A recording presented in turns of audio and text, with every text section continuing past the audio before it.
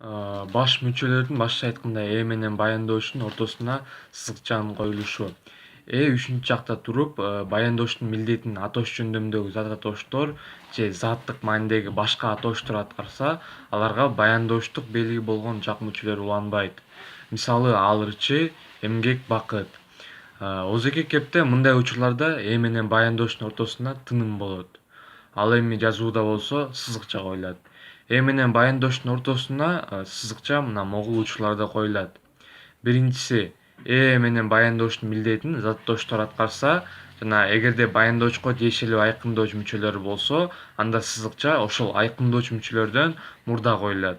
Мисалы, акыл, рухий байлык, мугалим, мөмөлүү дарак.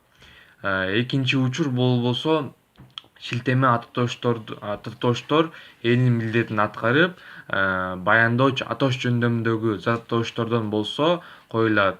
Бул менин атам, ал исламдын үйү. Үчүнчү учур бул болсо заттык маанидеги атооштук энин милдетин аткарып, баяндоочу атош жөнүндөгү зат атооштон болсо коюлат.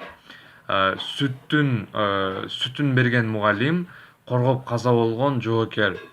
Төртүнчү учур атоош жөндөмдөгү зат атооч менен баяндоочунун биринин милдетин ал эми кыймыл атооч экинчисиникин аткарса, сызыкча коюлат.